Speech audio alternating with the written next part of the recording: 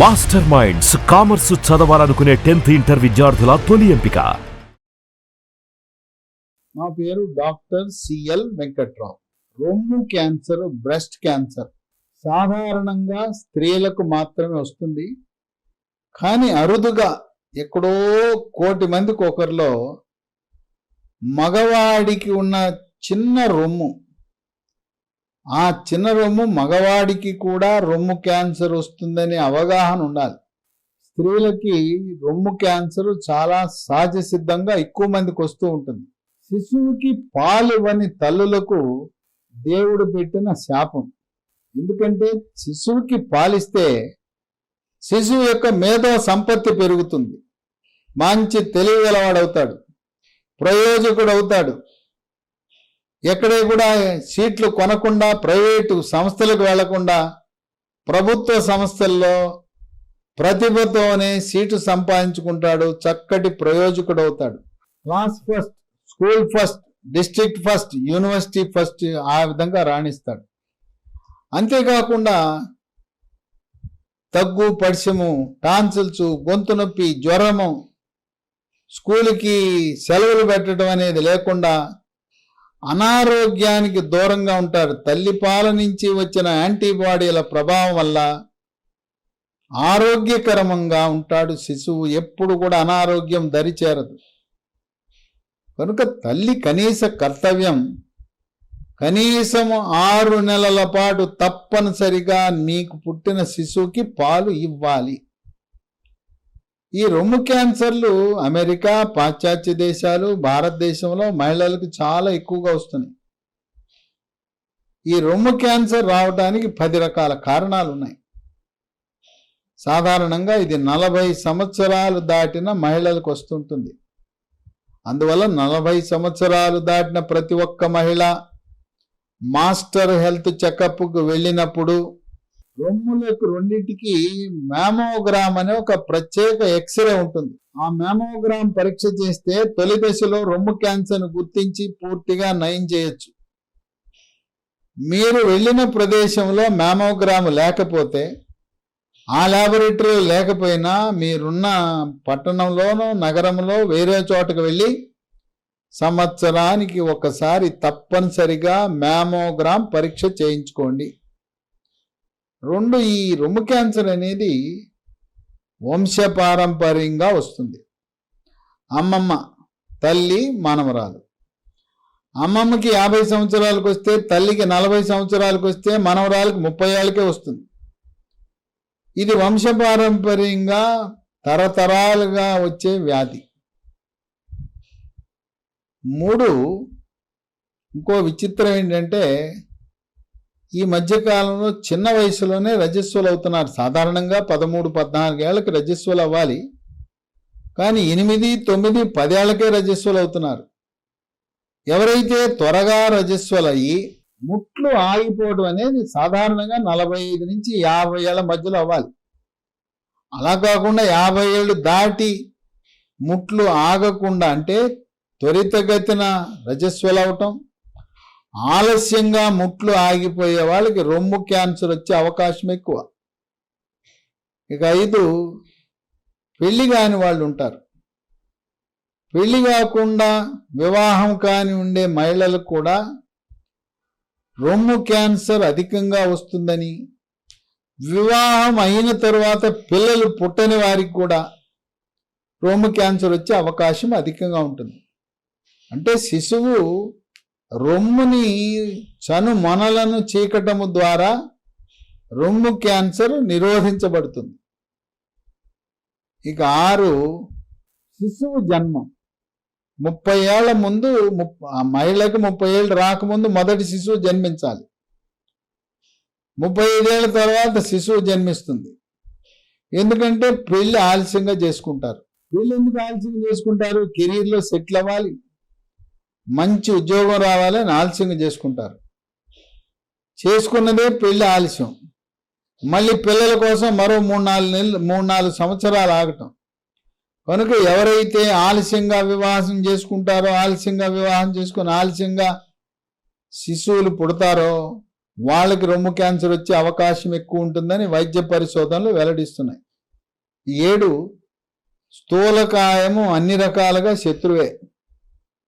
స్థూలకాయము భారీకాయం ఉంటే ఇక్కడ కూడా రొమ్ము క్యాన్సర్ కూడా వచ్చే అవకాశాలు ఎక్కువ ఉంటాయి. 8 పీరియడ్స్ ఆగిపోయిన తర్వాత కొన్ని లక్షణాలు ఇబ్బంది పెడతాయి. ఎముక పెళుసుదనము, చర్మం పొడిగా అయిపోవటము, చర్మం కళావిహీనం కావటము, మూడ్స్లో మార్పు రావటము, ఒంటి మీద సెగలు పొగలు రావటము, వీటన్నిటినీ కూడా పోస్ట్ మెనోపాజల్ సిండ్రోమ్ PMS అంటారు. అటువంటప్పుడు గైనకాలజీ ప్రసూతి నిపుణులు, గైనకాలజీ స్త్రీ వ్యాధి నిపుణులు ఈస్ట్రోజన్తో కూడిన హార్మోన్ రీప్లేస్మెంట్ థెరపీ అని HRT అని ఇస్తారు. ఈ హార్మోన్లు తీసుకునే వాళ్ళకి రొమ్ము క్యాన్సర్ వచ్చే అవకాశం ఎక్కువ. కనుక ఈ హార్మోన్ రీప్లేస్ థెరపీ బదులుగా సోయా చిక్కుళ్ళ నుంచి తయారు చేసే పన్నీరు, టోఫులో కూడా వృక్ష సంపద నుంచి వచ్చే ప్లాంట్ ఈస్ట్రోజన్లు ఉంటాయి.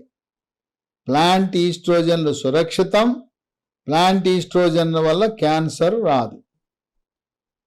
ఇక 9 శిశువు జన్మించిన ఏదో కుంటి సాకు చెప్పి శిశువుకి పాలివ్వని వారికి కూడా రొమ్ము క్యాన్సర్ వస్తుంది. 10 గర్భం రాకుండా నివారించటానికి పిల్స్ వాడతారు, ఓరల్ పిల్స్. వాళ్ళకు కూడా ఓరల్ పిల్స్లో ఉండే ఈస్ట్రోజన్, ప్రొజెస్ట్రోన్ అనే స్త్రీ హార్మోన్ల ప్రభావం వల్ల రొమ్ము క్యాన్సర్ వచ్చే అవకాశం ఉందని వైద్య పరిశోధనలు వెల్లడిస్తున్నాయి. రొమ్ములో ఏమాత్రం చిన్న బఠానీ సైజు గడ్డ ఉన్నా నిర్లక్ష్యం చేయొద్దు. క్యాన్సర్ శరీరంలో ఎక్కడ క్యాన్సర్ ఉన్నా నొప్పి ఉండదు. ప్రారంభ దశలో క్యాన్సర్ అనే దానికి నొప్పి ఉండదు. రొమ్ములో కూడా నొప్పి ఉండదు. నొప్పి వచ్చింది గడ్డలో అంటే క్యాన్సర్ ముదిరిపోయిందే. ముదిరినప్పుడు మాత్రమే నొప్పి వస్తుంది. నెలకోసారి మన మహిళలు రొమ్ములలో ఏమైనా గడ్డలున్నాయా అని పరీక్ష చేసుకోవాలి. గడ్డలుంటే వెంటనే డాక్టర్ని ఎవరిని సంప్రదించాలంటే జనరల్ సర్జన్ని కానీ సర్జికల్ ఆంకాలజిస్ట్ అనే సూపర్ స్పెషలిస్ట్ని సంప్రదించండి. మీ పట్టణంలో, నగరంలో సర్జికల్ ఆంకాలజిస్ట్ ఉంటే వాళ్ళను సంప్రదించండి. స్త్రీ వ్యాధి నిపుణులు, గైనకాలజిస్టుల పరిధిలో రొమ్ముల యొక్క జబ్బులు, రొమ్ముల క్యాన్సర్ గురించి వారికి వాళ్ళ పరిధిలో ఉండదు. గర్భకోశం మాత్రమే వాళ్ళ పరిధిలో ఉంటుంది. వైద్య విద్యలో రొమ్ములకు సంబంధించిన జబ్బులు, రొమ్ముల క్యాన్సర్లన్నీ కూడా ఆ గైనకాలజీ ప్రసూతి వైద్య నిపుణుల పరిధి నుంచి తొలగించి జనరల్ సర్జరీ అనే విభాగంలోనూ, సర్జికల్ ఆంకాలజీ విభాగం అంటే రొమ్ము క్యాన్సర్లకు సంబంధించిన సూపర్ స్పెషలిస్ట్ల పరిధిలో పొందుపరచడం జరిగింది. కనుక రొమ్ములో ఎక్కడ గడ్డ ఉన్నా అశ్రద్ధ చేయొద్దు.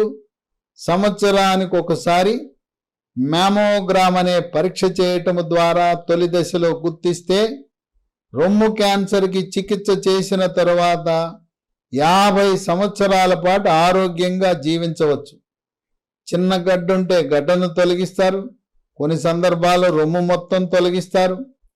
రేడియేషన్ అని, కీమోథెరపీ అని, ఇమ్యునోథెరపీ అని, హార్మోన్ థెరపీ అని రకరకాల వైద్యాలు చేసి ఈ రోజున రొమ్ము క్యాన్సర్ తొలి దశలో, మొదటి దశలో గుర్తిస్తే పూర్తిగా నయం చేసే అవకాశం ఉన్నది.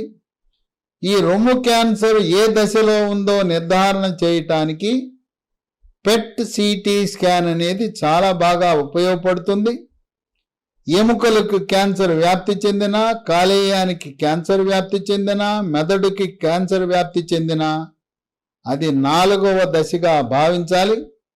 4వ దశకు చేరిన రొమ్ము క్యాన్సరే కాదు, ఏ క్యాన్సర్ అయినా కూడా ఆశాజనకమైన ఫలితాలు ఉండవు. కనుక ప్రతి ఒక్క బాలింత బాధ్యతాయుతంగా మీ శిశువుకి 6 నెలల పాటు కనీసము పాలిచ్చి రొమ్ము క్యాన్సర్ రాకుండా నివారించుకోవటమే కాక మీ యొక్క శిశువుని ఒక మేధో సంపత్తి అత్యధికంగా కలిగిన ప్రతిభావంతుడిని ఆరోగ్యకరంగా అనారోగ్యానికి దూరంగా ఉంచడానికి మీ వంతు కృషి మీరు చేయండి.